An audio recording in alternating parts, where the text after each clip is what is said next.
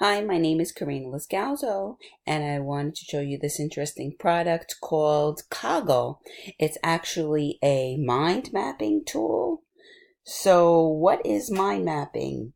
Mind mapping is an instructional tool. It uses colors, symbols, branches to show relationships between concepts, providing a very visual representation of the learning material. The map begins with a central concept and builds from there. Actually, authors, including Kojo Okada et al. In 2013, indicated mind mapping can create a more active environment, increase creativity, and make connections which can improve memory. The concept was supported by Ying et al. In 2017, who conducted a survey looking at the use of mind maps in pharmacology. One group studied with mind maps and the other without. The study concluded that students using mind maps had improved outcomes in all areas of the final exam. So, let me quickly bring you to the bottom of this page where it has a very nice chart talking about something very important. There is a free version of this product, and the free version that I use is very user-friendly. It includes 3 private diagrams and unlimited public diagrams, and you are able to share the maps. You can create links with it. You can upload pictures. So again, very easy, very user-friendly. I'm just going to log in now up top and quickly bring you to my own account. So this is my account. I have an old map in here just to show you where they are stored. You can have shared maps. This is a gallery. This button here you can organize better by using folders. I want to show you this gallery very quickly. These are all public maps. Let me bring one up for you. Now you can pick any of these previously made Kaggle maps.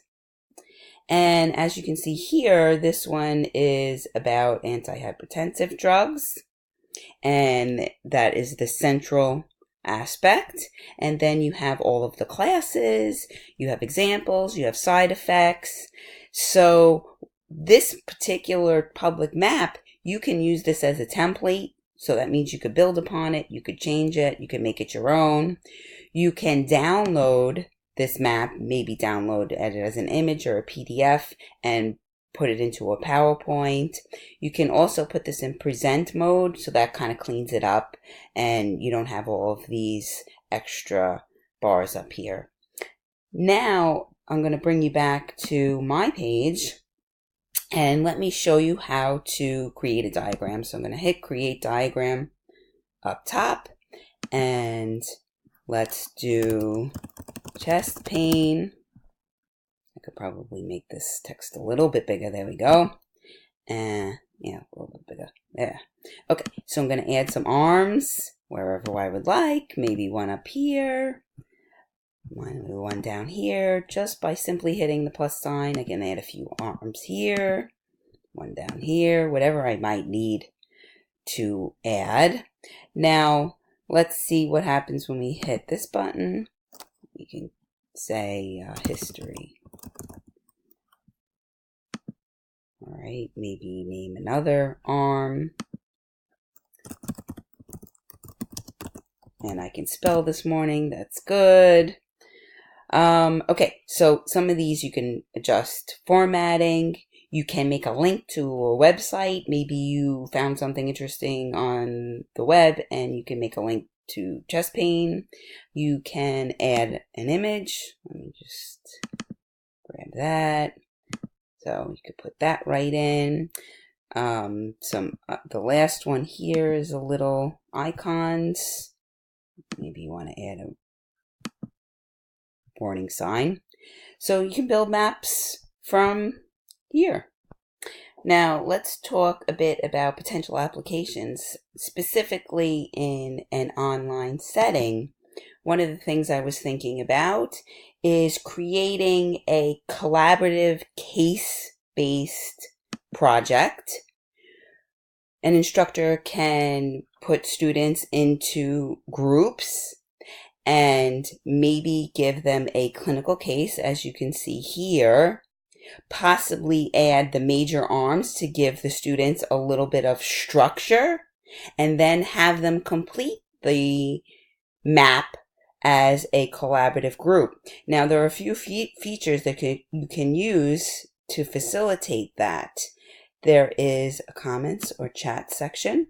So anybody that this map is shared with, those within the group, they can discuss how they would like to do things in the map. Over here, of course, this is helpful.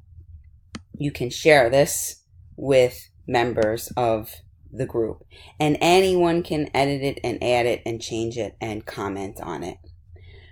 Another potential application would be to use this as an assessment tool. So you could have students maybe have abdominal pain in the middle here, or maybe a specific illness like appendicitis, and have them create the mind map and submit it as an assessment.